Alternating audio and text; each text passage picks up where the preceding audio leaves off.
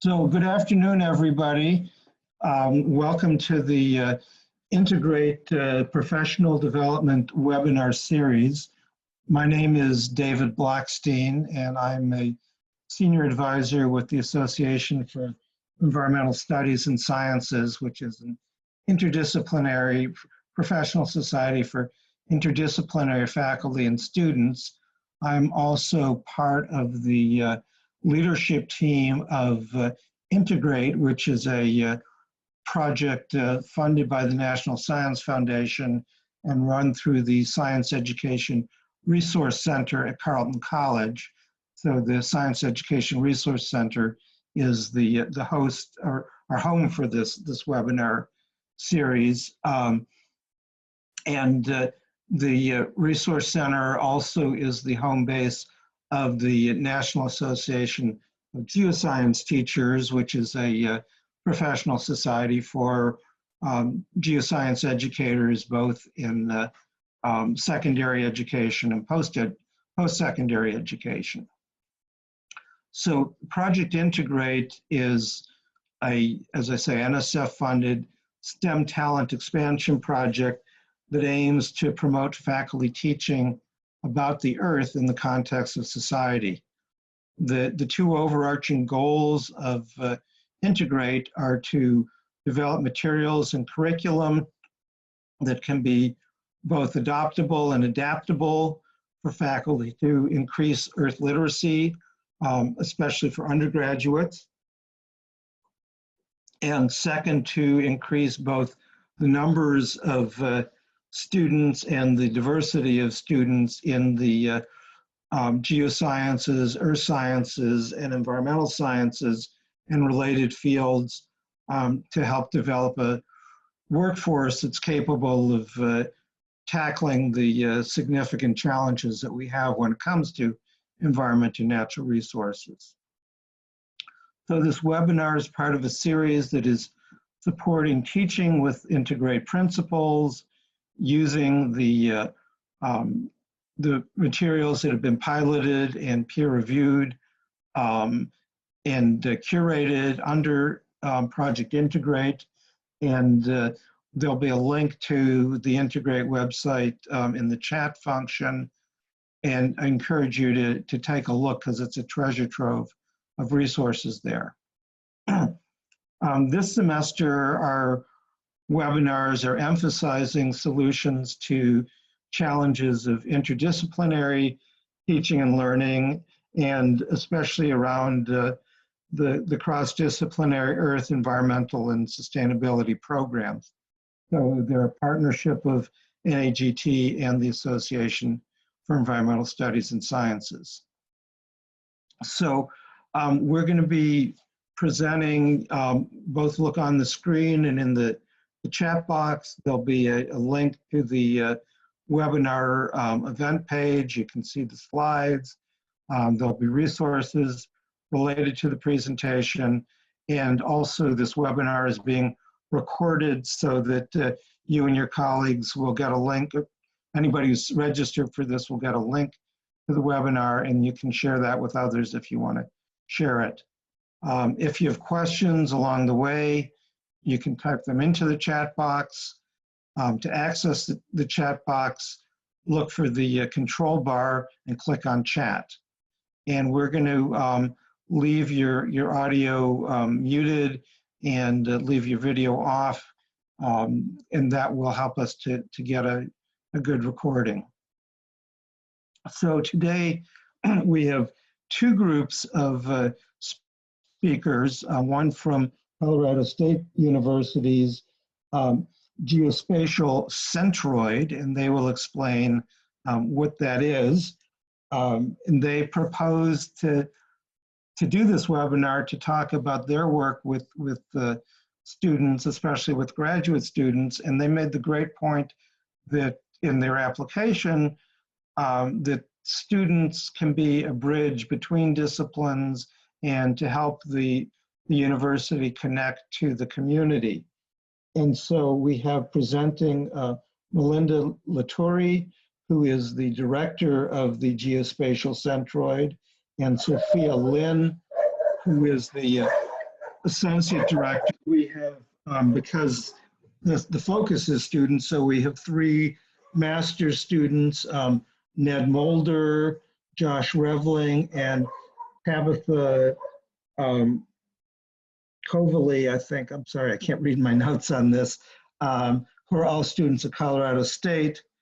And then in looking to have a pair for this webinar, I reached out to Barb Elliott, who along with her colleague Mike Fraser at Fleming College in Ontario have presented, have their students presenting and participating for 13 years now at the National Conference and Global Forum on Science, Policy, and the Environment. This is an event through the National Council for Science and the Environment, and I used to lead the conferences while I was with NCSE, and was very impressed with what they were doing, so I invited them to participate. And they have three students as well, Mara Van Meer, Chantel Doyon, and Camille Cooper, who will be presenting with them. So the key thing will be ways to engage with students, how students can help to connect across disciplines with real world problems, and there'll be examples on how to engage with your own students in interactive programs and projects. So I will turn it over to Melinda now for her presentation. Okay, thank you, David, for that introduction, and thanks for the opportunity to be able to present in the Integrate series. We appreciate this. I'm going to talk to you about the Geospatial Centroid at Colorado State University. And since David already gave introductions, I myself, Sophia Lynn, our assistant director, and we have three interns here that are, as David mentioned, they're all master's students, but we also have many other interns at the Centroid who are also undergraduate students that I do want to emphasize that. The next slide, please. So the Geospatial Centroid is a center at the campus that started in 2009. Our aim is to provide resources and research support for faculty across the campus, as well as students and the greater community. We provide all kinds of opportunities with respect to this kind of support. And most importantly, when we started in 2009, we were in the College of Natural Resources here on campus.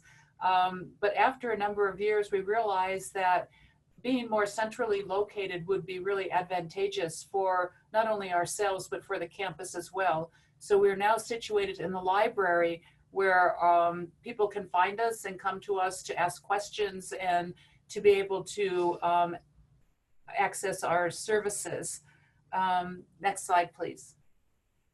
So the kinds of things that we do is we provide, we have a geospatial help desk, and the help desk is there for people to drop in, to ask questions about their research, to bring us their data where they might be trying to figure out some kind of problem they have with it. And we just work with them on a case-by-case basis. And we've been fielding a number of these sort of just casual drop-ins for a period of time. We also provide a number of learning opportunities, both on and off campus, where we have geospatial brown bag lunches. We invite in practitioners from across the Front Range here in Colorado to come in and present. We support workshops where we're trying to fill in the gaps in our curriculum. Geospatial technologies is moving so rapidly and things are happening so quickly that our curriculum does not necessarily keep up with all of the cutting edge aspects of what's going on. And so we try to identify specific people we can bring in to provide workshops for those kinds of topics. And then we do present in classrooms to elevate our visibility across campus. But most importantly to this presentation today is our flagship program, which is our internship program that provides both on and off campus project support. So next slide, please. In terms of looking at these considering students as a bridge across disciplines.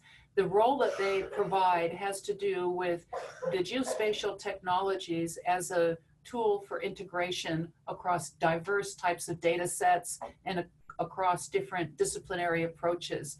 It's essential in terms of providing a critical spatial thinking for our students, as well as making it more explicit amongst our partners that we end up working with. Geospatial technologies lend itself so well to doing cross-disciplinary approaches, because we can integrate geophysical data along with census data, along with information about infrastructure, and do interesting analyses of these different things, of which the students will provide some examples of in just a moment. We're coordinating across complex data sets, working across spatial scales, and trying to understand the challenges that this creates, and trying to do some of our projects. And most importantly, I think geospatial technologies have laid the groundwork for a rich examination of science and developing new and exciting scientific approaches that make us think differently and really challenges us for addressing the seemingly intractable issues that we face today with respect to the environment and society. Next slide, please. So just some examples of our projects. On campus, we work with anything from the CSU Alternative Transportation that looks at how students get to campus. Josh will talk about this in just a moment. But we also work with things that have to do with environmental health, such as looking at cook stove access in Honduras, or looking at creating maps about the historical research trajectory in Antarctica, or looking at rangeland issues in Mongolia. Off campus, we partner with real estate entities. We've partnered with non-governmental organizations, health centers, as well as US governmental organizations, or agencies, I should say. And then we've developed a number of different databases for our students to use across campus. The map on the right below is the Cache-la-Poudre watershed, which provides the basis for many of our natural resource classes to use these data for creating maps of their own, for analyzing things with respect to precipitation, water flow, these kinds of activities. And with that, I'm going to turn this over to the students that will talk to you about, provide you some examples. So next slide. Yeah, hi there, this is Ned Mulder. Thanks for having me. So I'm a second-year master's student in the Department of Anthropology and Geography, which itself is pretty interdisciplinary. I work with multiple professors in different departments, as well as the Department of Anthropology. So my work at the Geospatial Centroid has mostly focused in the Secondary Cities Initiative, which is a program through the State Department. And it's a collaboration with the CSU Water Center. So just by its nature, the projects I've worked on have worked with several different organizations and departments at the university. The project that I'm focusing on here is this hydrosocial cycle analysis that I did most recently for the city of Tijuana. So on the bottom left is a flowchart of water delivery in the city of Tijuana. I produced some of the governance structures and infrastructure components that are involved with water management in Tijuana. And so the data on the right shows some of the critical services associated with population centers in Tijuana. So this data was derived from OpenStreetMap through a process I learned at the Centroid and with some professors in my department, in the Department of Geography. And then this was produced into a poster that was presented at a conference yesterday, actually, put on by the Department of Civil Engineering at CSU, as well as the CSU Water Center. And then finally, this is going to be presented in Dr. Laituri's class next week in the Watershed Sciences program. So through producing all this data and presenting it, I'm sort of working across disciplines and showing that it's necessary to work with multiple departments and organizations, and it produces a much more beneficial product in the end. So with that, I'll pass it off to my colleague, Josh. Next slide. Hi, I'm Josh Reiling. Thanks for having us here. I'm happy to talk. I'm a master's student, first year in Watershed Science Department at CSU. It's part of the Ecosystem and Science and Sustainability School. At the Centroid, I mainly focus on alternative transportation, the Rio Grande Basin Environmental Justice Project, and I work a lot with the help desk. Oh my. It's okay.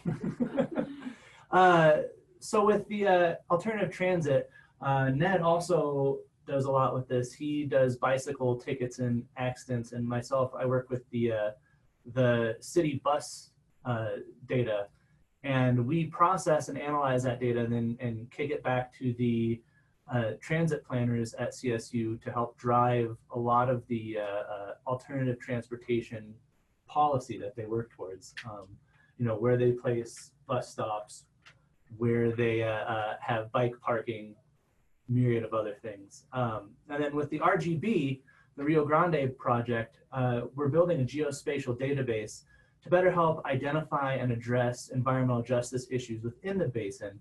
And really what that means is we are making it possible to identify these hotspots and critical sites where people are being underserved or where the environment is being underserved. And it gives, it allows us to give a spatial reference to a lot of these sociological and societal problems, which doesn't really happen outside of the GIS world. And finally, with the help desk, I think there's a great example of being a bridge in a collaborative effort.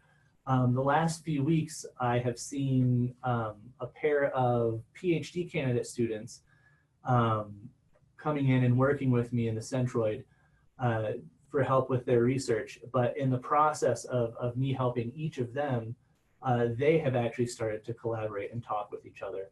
And one of them is a civil and environmental engineering student, and the other is a veterinary medicine and biomedical sciences student. So, you know, two people that outside of the Centroid wouldn't really have anything to talk about to each other have now kind of teamed up and are helping each other a lot.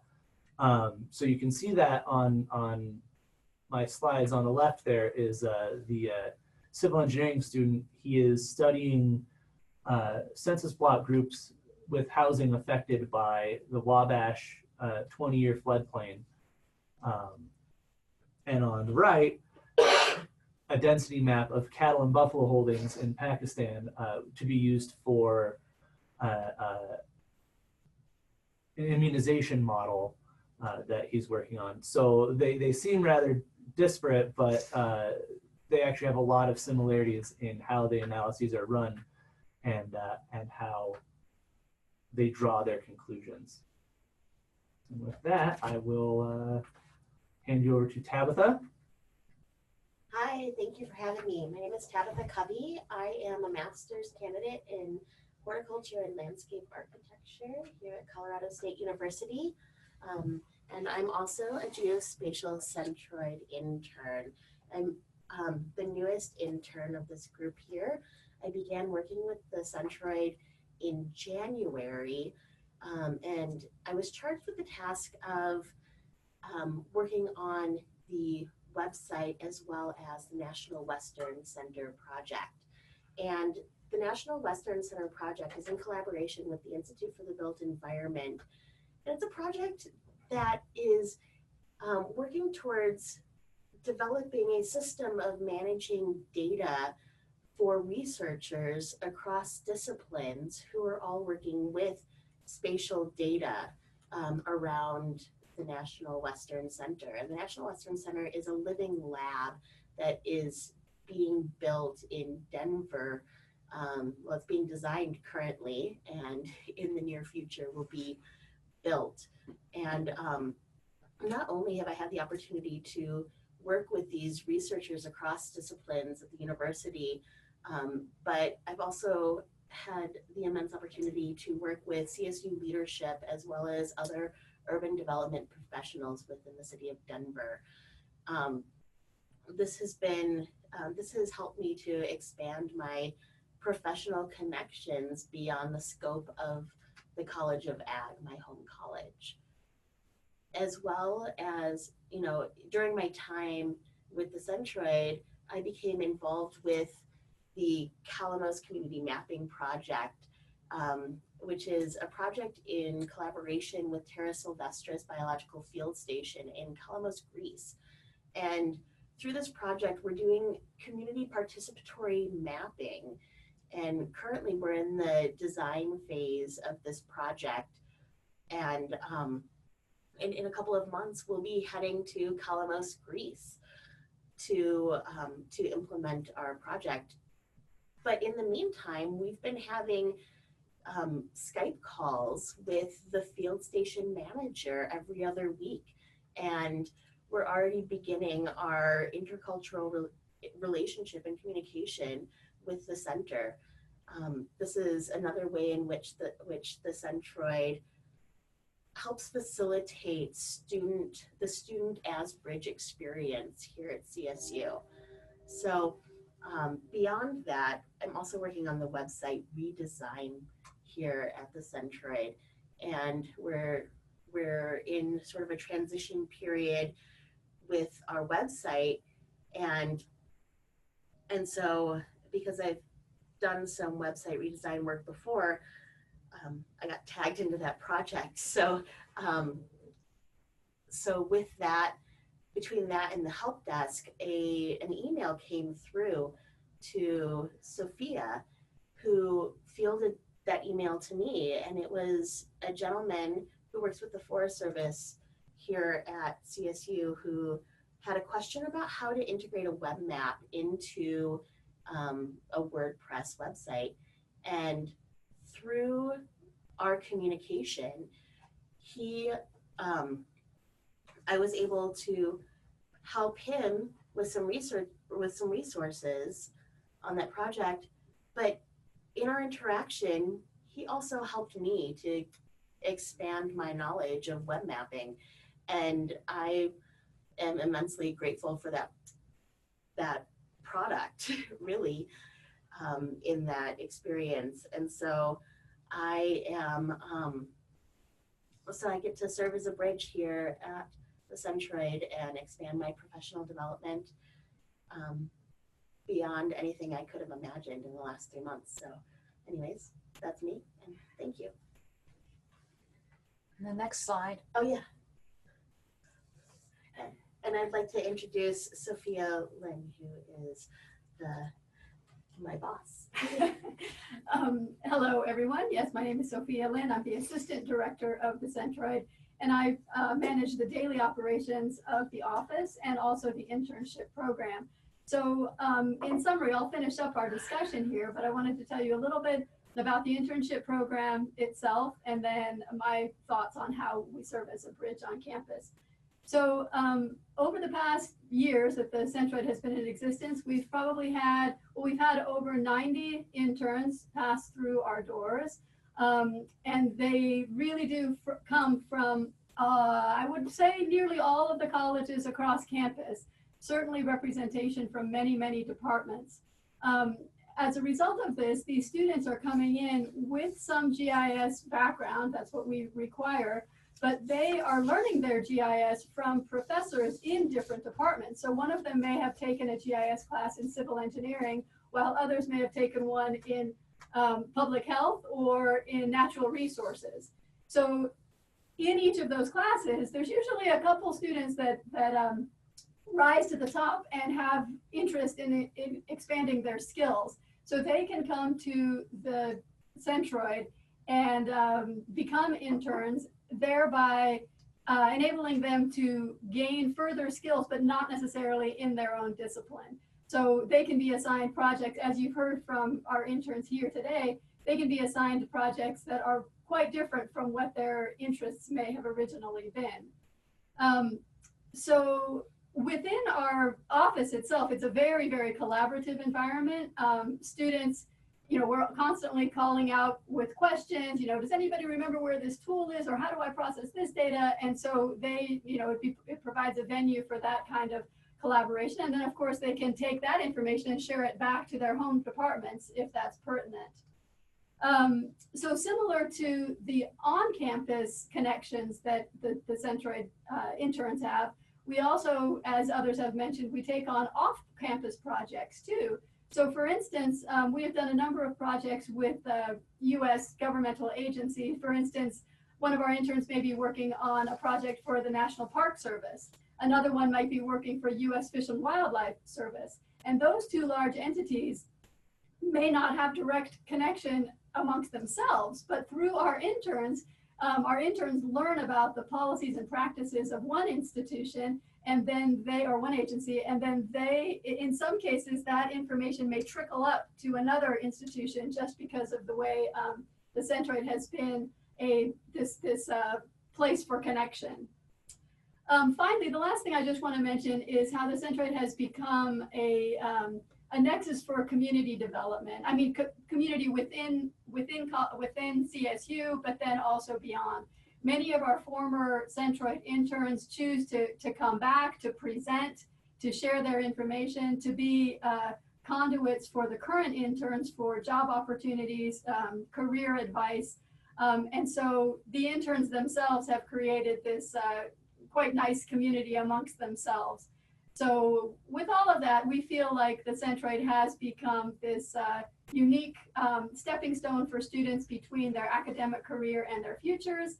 And I don't know, we're just been very pleased at the way it's evolved. So with that, we thank you for your time and we welcome any questions. All right, that's fabulous. It's really, it's a fabulous model.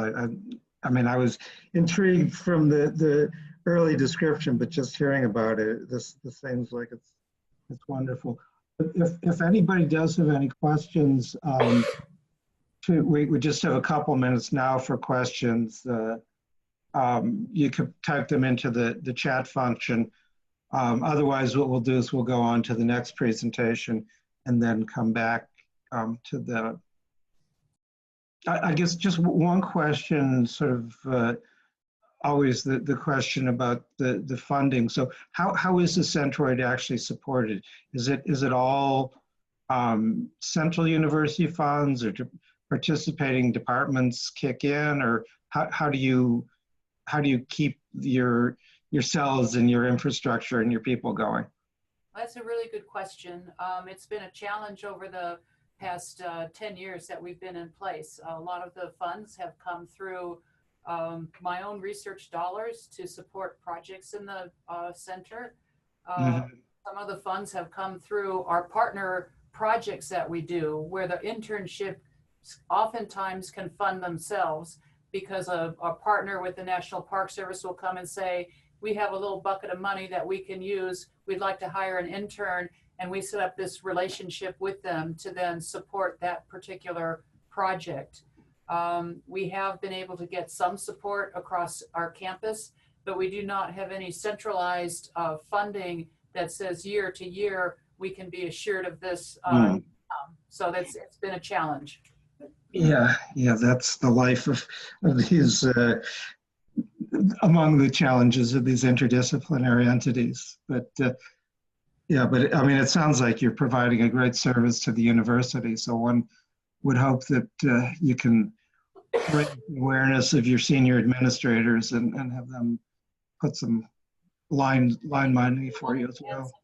Yeah, just something to add is that we also have a significant in-kind support from the library itself. Oh, yeah. They provide us not only with the space, the IT infrastructure, the accounting support, and partial salary too. So library has been a huge support for the Centroid. Okay, good. Well, if others do have things that strike you during this next presentation or whatever, feel free to put them in the chat, and then we'll add to that, go back to those questions. Now let's turn to the Fleming College in Ontario, and we'll begin with Dr. Barb Elliott, who'll be presenting. Thanks very much, David, for this opportunity. We really appreciate it. I'm Barb Elliott. As David said, I'm here with my colleague Mike Fraser and 3 of our students who will introduce themselves in just a little bit. But just before we get into the presentation, just to clarify the Canada post-secondary system, students coming out of high school have 2 pathways that they can follow when they leave high school. One is to community colleges, which offer 2- and 3-year programs as well as certificates, so more of an applied focus. Students can also travel to university, which is a degree granting scenario where they do more theory-based activities. What we're seeing in Canada as a whole is a real trend to have much better linkages and transfer agreements between colleges and universities, because we see in the environmental sector that employers are looking for students who have a very well-rounded skill set, not only in terms of theory and ability to organize and task, but also the applied hands-on skills that we pride ourselves at Fleming College. And just as an example of that, Mike and I are actually heading to South Africa in a couple of weeks, and we're looking at furthering a pathway for an articulation agreement with a university in South Africa, such that our students can finish degrees in a whole other hemisphere. So we're really excited about that. So that's just a little starting point, and Mike's going to talk for a few minutes about the college and our program. Thanks, Barb. First of all, I'd like to say, David, I'm honored that you've recognized our commitment to the NCSE conference for the last 13 years. It means the world to me that you value what we do, and we really enjoy going to that conference. What I'd like to do is to just provide everybody a little sort of Coles Notes version of the college as a whole. We are located about 2 hours northeast of Toronto, our largest city in Canada, south central Ontario. 2 hours away, we're considered a mid-sized college of about 5,700 or so full-time students, and of course, many part-time people too. If you go to the next slide, please. I'm not going to we're not going to click on any of these links, but for those of you who want to know a little bit more about us, this link takes you to what I would call the corporate slide, where our 4 main campuses, which you saw in the previous one, are located in Peterborough. They're considered to be the main campus, the largest campus. We have a campus north of us, about 45 minutes to an hour away in Halliburton. It's the Fine Arts School, and it's really an active place in the summertime. Has about 4,000 cottagers, believe it or not, that go and take all sorts of artsy type courses.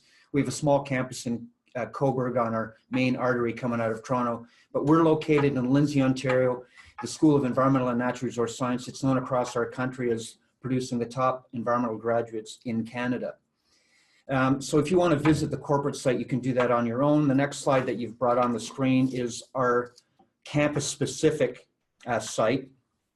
One of the things I want to tell you about our campuses is we're highly committed to sustainability and this idea of interconnection between programs. This campus is solely dedicated to environmental education, everything from forestry to fish and wildlife, to environmental technology, to GIS, to ecosystem management, and a ton more. And we're all in this boat together sort of thing. I call it the one-room schoolhouse, where you can't help but really sort of immerse yourself in this idea of sustainability. And I'll give you a couple of examples of some of the initiatives we have on campus. Our server room that serves all the computers and whatnot, it's this tiny little room. And of course, if you ever go into one of those things, they're fairly warm. Well, what we do is we draw the heat out of there and we heat our pathways outside. So in the wintertime, there's no snow that builds up. We capture that heat and we reuse it. We have a wastewater treatment plant on campus where we actually treat our own wastewater before we put it out into the natural system. We're working towards building a green roof and so on and so forth. So we bleed sustainability at this school. If you go to the next slide, you'll notice the next slide contains 3 different links to 3 different sort of pathways, if you will, into our program. Ecosystem Management Technician is a 2-year program. Ecosystem Management Technology is a 3-year program. And then you'll see Advanced Standing, and that is just merely allowing people to come from other institutions who have a related either degree or diploma, and will allow them to direct enter into the 3rd year, i.e. technology. If you go to the next slide, please. If I were to summarize this slide, I would perhaps say that this is our mission statement as a program. The program is highly dedicated to student success, to give students opportunities locally, provincially, nationally, and internationally. Barb and I are very active faculty members to do everything we can to provide as much as we can for our students wherever we want them to go. Next slide, please. If I were to give you just a brief history of our program, we started in 1991 with a very small number and about $100 budget. We were called the Integrated Resource Management Program.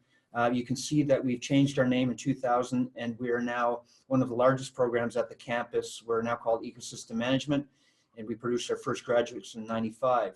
Again, there's a 2- and 3-year program, and we are tied to an advisory committee made up of people from external people in the environmental sector who come in once a year, and we get their feedback to make sure we're producing the best quality graduate possible, and so we build that into our program.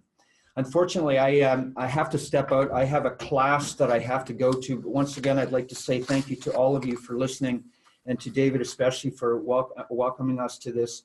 And if Amanda Moss was online, one of our graduates at the University of Calgary actually went through this program. If she's out there, hello. I've got to go to a class, I'm sorry, but once again, thank you so much. Thanks, Mike, and I'll just continue from there. So if we can go to the next slide, please. Mike and I have both coordinated the program in the past as well, so we're familiar with the development and refinement of the program over the course of time. So we really pride ourselves in experiential learning in the EM program, and you can see on this slide some of the opportunities that we have in both our 2nd and 3rd year program. We have field camps in both of those programs. We have a tremendous number of opportunities for students to really push the boundaries. We're strong advocates of travel as a means to build bridges and build skills and awareness in our students as good global citizens. So you can see some of the opportunities there. Credit for Product is a unique experience in 3rd year where students do an applied project for an organization for an entire semester, and students may talk a little bit about that as part of their experiences in the program. So those are some of the things that we do, but we want to home in on a couple of courses that actually really bridge student learning across semesters. So if we could go to the next slide, please. Just want to talk a little bit about a couple of courses in semester 5 and 6. So this is in our 3rd year program, Technology, EM Technology Advanced Standing Program. We have a course in semester 5 called Urban Ecosystems, and then a course in semester 6 called Ecosystem Health. And you'll see through the examples that the students provide how these two courses bridge together across those semesters, and also how they connect to Washington. And I see the whole year really as what I call bookends, where we have a beginning and then we fill it up with all sorts of stuff, and then we put a back cover on it, and hopefully at the end of that the students get some tremendous learning. So we're going to just home in on some experiences across those two courses. If we can go to the next slide, please. We know that you probably can't read this very well. It's a very tiny print, but you can look at it later. It just shows you the course description for those two courses and the learning outcomes. So where we hope the students will get in terms of their skills, knowledge, and attitudes by the end of those two courses. So Mara, Chantel, and Camille are going to talk about their experiences in the program, and specifically the experiences that link to those two courses tied to DC as well. So I'm going to turn it over to Mara, and she's going to take over. So just the next slide, yeah, please. Thank you. So my name is Mara Van Meer. I entered ecosystem management directly from high school. So this is my 3rd year. Thus far, I've earned my ecosystem management technician diploma, and I am currently completing my 3rd year technology diploma. Fleming College and ecosystem management have provided me with countless opportunities, including a semester abroad in South Africa, which is where the picture on the right of the slide there was taken. That elephant is under sedation to be relocated, which was a process that I got to be part of. My 1st year of ecosystem management mainly focused on foundational knowledge. My 2nd year was mainly application and career development. And this year, there really is a focus on real-life professional development. Next slide, please. Hello, everyone. My name is Chantal Doyon. I'm a graduate of the Fish and Wildlife Technician program, and I'm now presently in the third year Ecosystem Management Technology program. And just to explain my photo a little bit, and when I was in Fish and Wildlife, I gained some excellent ID and technical field skills in that program, where in this photo, I'm at fall field camp at Lower Buckthorn Lake, where I got to do some awesome fish sampling processes. So that's me having a great time. So I graduated from the Fish and Wildlife program and felt like I was missing a little bit of professional development, career opportunities and skills, and definitely project management skills. So I heard some really great things about the ecosystem management program in terms of their perspective on ecosystem function and its relation to the urban environment. And I felt that that was just a path for me to continue on. And so far I've had all of that and more, which we'll all get to explain a little bit later. Next slide, please.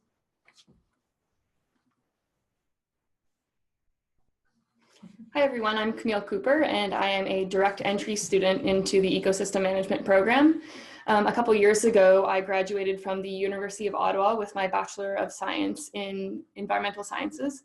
And while that program was very valuable and a very great experience, I left feeling as though I did not have the technical skills or the field skills necessary to further my career.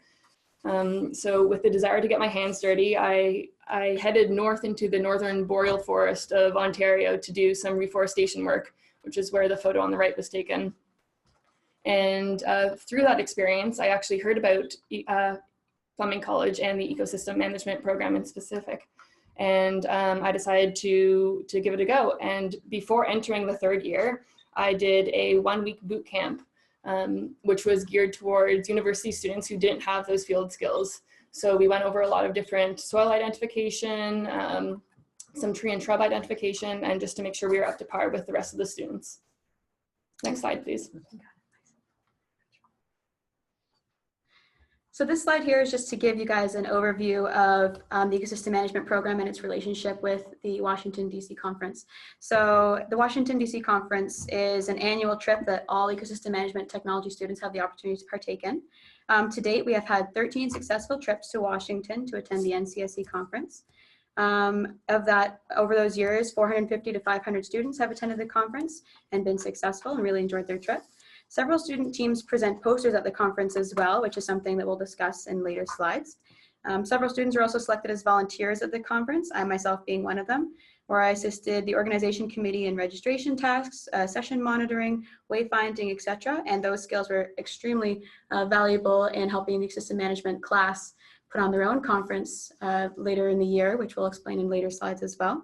The trip is a unique opportunity for students to really find their way in a beautiful big city like Washington, D.C. We stayed in a hostel in downtown Washington. We also used local transportation, and those costs were covered by ancillary fees. So it's a very economical trip for students.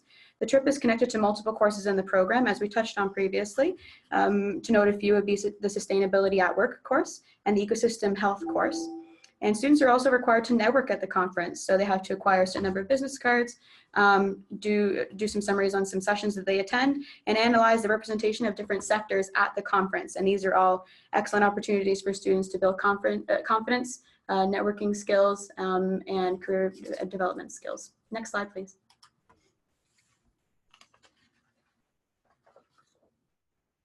So at the NCSE conference, there are posters displayed which attendees can view and learn some ideas based on the theme.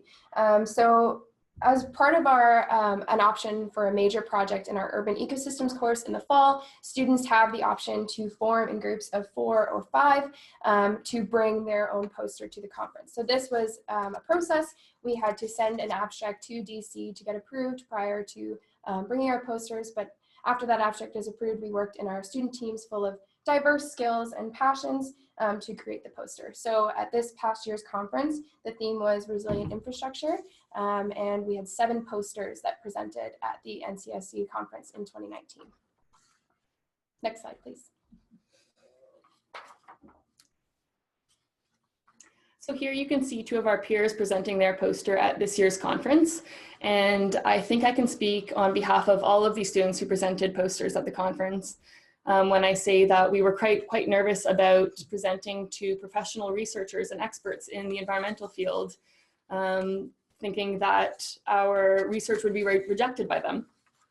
However, although there were plenty of experts at the conference, there were also other students and CEOs of businesses. And I believe that that diversity in the attendees to the conference is really representative of the different sectors that are connected to the environmental field and the interdisciplinary approach that is needed to really further not only ecosystem health, but sustainability as well. Next slide, please. So another networking opportunity was at the DC conference through the networking breakfast and the networking breaks that were available. And this was another source of anxiety for us because we were entering into a room full of hundreds of working professionals and experts in the environmental field. However, I feel as though the ecosystem management program at Fleming College really caters to this and really allowed us to enter the situation and be able to recognize the different qualitative and quantitative methodologies used to form solutions in different industries and different sectors, and notice how they are transferable between sectors to form solutions to some of the problems that we're faced with in terms of sustainability and eco-health. Next slide, please. So along with building professional development and interacting with leaders in our field, the NCSE conference also provided take-home learning opportunities as the ecosystem management class plans our own conference in the winter semester, which we call the EcoHealth Conference. So it's organized by the entire class of EMX students, which is the Ecosystem Management Technology third-year students, led by a conference planning committee of student leaders, which is recognized on the co-curricular report card. So there's a small committee in the fall called the Conference Steering Committee, and they basically work with the class to come up with a theme for our conference, as well as a keynote speaker, etc. Our conference is recognized by the Program Advisory Committee, pardon me. There's been 10 successful events since 2007. What's really unique and kind of amazing about the conference is that it's open to everyone. So it's open to the public, to our families, to our friends, to everyone that is interested in learning more, essentially. It includes exhibitors, vendors, silent auction, and we have a special recognition for our alumni as well. There's no college funds used for this event. It's applied by donation as well as fundraising, and any revenues that are generated are carried over to the next year to support the conference in the following year. Next slide, please. So we've had a variety of themes over the years. For example, we've had Healthy Planet, Healthy Minds, Mental Health and Ecosystem Health, Changing Climate, Changing Communities. This year our theme was Redefining Sustainability from the Ground Up. Our conference occurred on March 23rd, which was just last week. And essentially there was a process to coming up with this theme. In the fall, the entire class got together and kind of had an opportunity to brainstorm the main things that we wanted to be included in the conference. So this year that was Indigenous knowledge as well as fungi and soil biota. And then we had the steering committee, which basically narrowed down the themes to come up with our main one. So Redefining Sustainability from the Ground Up was our winner this year. And to the right, you can see the poster that we used for the conference on the 23rd. Next slide, please. So this slide here is just a representation of how the class is organized and the ways that they lead the conference. So as Mara previously mentioned, the steering committee begins in the fall, in September, where they form together and they start planning. That is a group of 4 core students who take on roles in marketing, sponsorship, workshop, planning, and a co-chair position. And then in January, the rest of the positions open up to the remainder of the students in the class. And students get to choose the level of leadership that they would like to accomplish in the class in terms of whether they would like to be a co-lead or if they would just like to be a member of a team. All the positions, however, come with a great deal of responsibility and leadership. So every student gets a unique opportunity to lead in the class. And just to highlight where we 3 students fall on this chart, Camille is a co-lead for the sponsorship and vendors team. Mara is a co-lead for the partnership team, and I myself am a registration and volunteer co-lead. Next slide, please. And this slide here is just to highlight our mission statement, which is essentially a deliberate effort to articulate what we want to accomplish with our conference and what we would like our participants to take home with them. And this is modeled into every aspect of the conference, ranging from the workshops to the raffle items, right down to the contents of the swag bag. So we really intend to embody that entire concept into our conference. Next slide, please.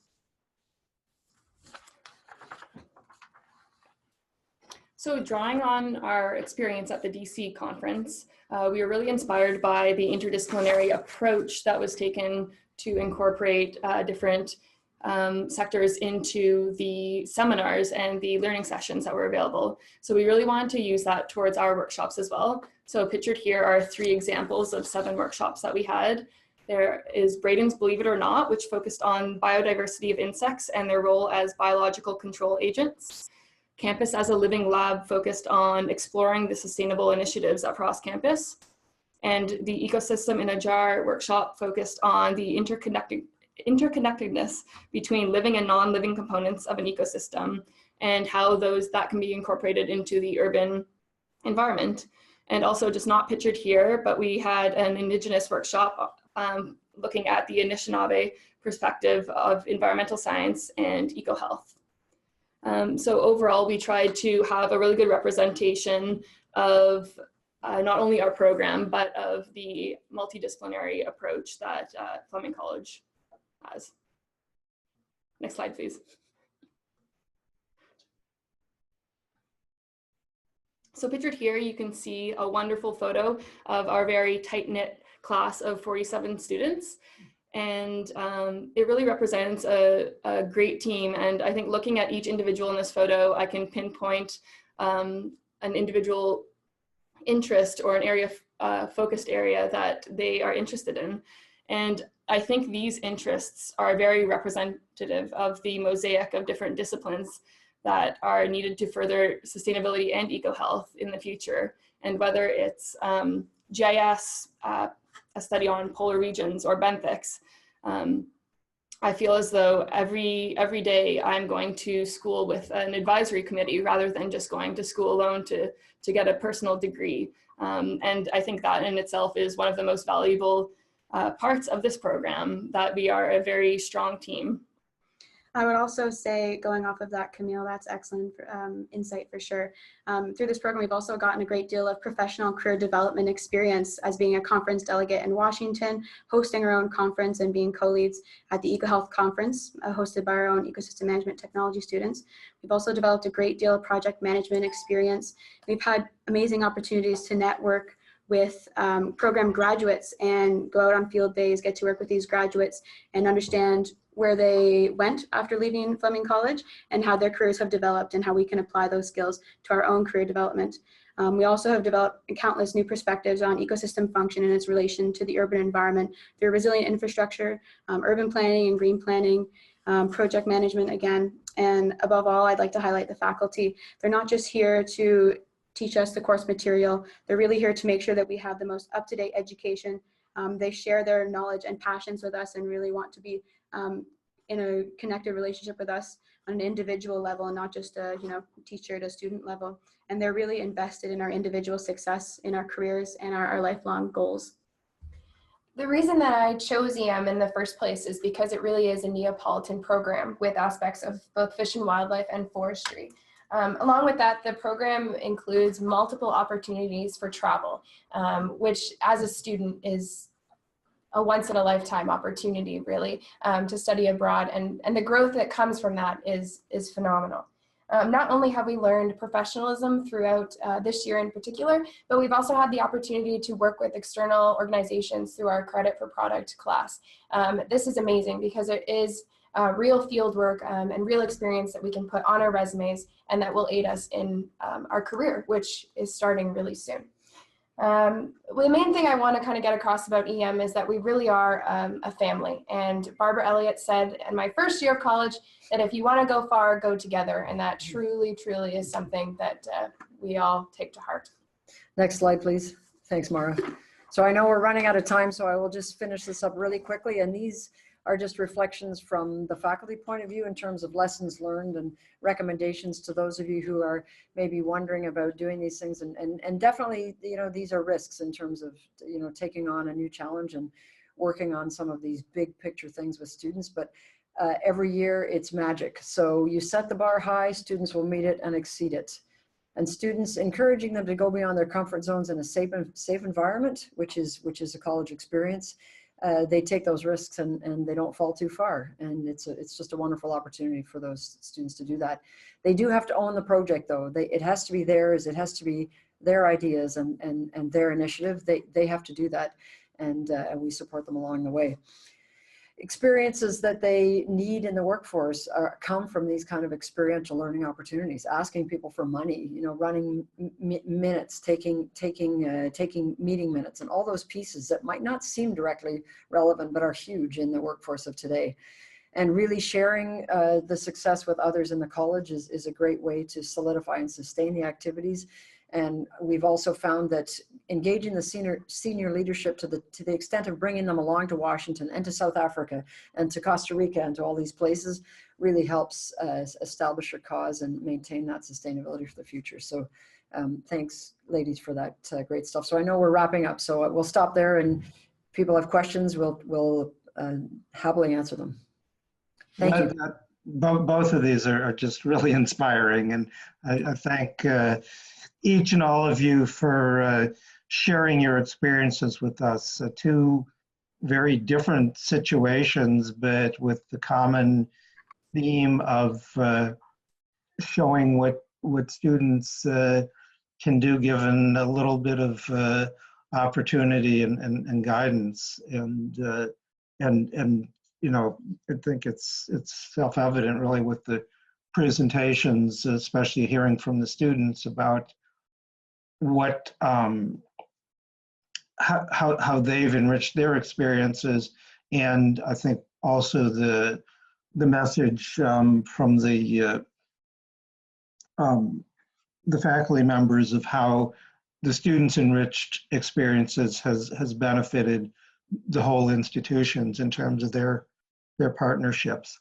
So I think we're if there are questions, you can type them in the chat, but I do want to wrap up in the interest of time here. Okay, we've got a big long question here. So let me just quickly read this. You can read it for yourselves, but I guess the comment that students are all housed in departments that then work across fields. One part that she had a bad experience with an interdisciplinary program, and that there are challenges when there isn't support for the students, especially when they're in between departments. And so and this is kind of one of the serious themes here, is just the challenges and how to overcome the challenges of interdisciplinary programs. So Melinda or Barb or Sophia, do you want to just address any questions, any responses in terms of the challenges of especially working across campuses with faculty members and department and chairs and things from different programs that you have to be working with to engage your students? This is Melinda. I'll take a whack at that. I think that's actually quite spot on in terms of the challenges that interdisciplinary work provides. However, we know we have to address this because that's the kind of problems we're dealing with throughout society, throughout our environments, and it's time to change up this game, and it means changing some of the ways we approach our disciplines from a faculty perspective, from a departmental perspective. So it's a change that has to transcend across the entire university, and we all have to work at that incrementally to make the overall change happen. What I would like to end on is that these two examples are examples of success, and the fact that this can happen, and we have to keep our eyes focused on that and be able to promote this and have opportunities like this to be able to share our successes, so people do not feel that it's impossible to be able to do this. Thanks. I'll just jump in on that too and say, for me, I'll often, during my office time or whenever, I will help bridge that gap between a student and other professor or other department. I mean, when the students organize a conference, they're working with all sorts of departments within the school, planning and facilities and the bar and all those things. And so I serve as that bridge between those people, because I know those people. So I make that connection. But yeah, that takes effort. But I think that's a message here, is as faculty, we are committed to student success, and we need to put in those extra pieces to make those connections, to help them then have that conversation with the people they need to have the conversation with. And I think we have to be willing to go that extra mile to make these happen. It just doesn't happen from somebody sitting in a silo quietly and minding their own business. We have to put ourselves out there and make those exchanges happen and support the students in doing that. I think that's critical. Excellent points. And so before I conclude, and again, to thank the presenters, I also want to thank our two CERC staff, Monica Bruckner and Mitchell Awald, who have been doing all the tech work and prep work and for all of this as well. So we can, we also have a note here at the bottom. My friend Phyllis Puya Thibodeau is going to would like to connect. She's got some great resources in terms of helping students to chart their career pathways, and she has shared her email address at phyllis@careerecologia.com. And if you want to follow up and learn more about her approach to help your students to move from their academic position to their career and life position that they'll be doing once they leave your environment, Phyllis is a great resource on that. So thanks everybody for joining us, and we will hope that you can join us again on April 18th.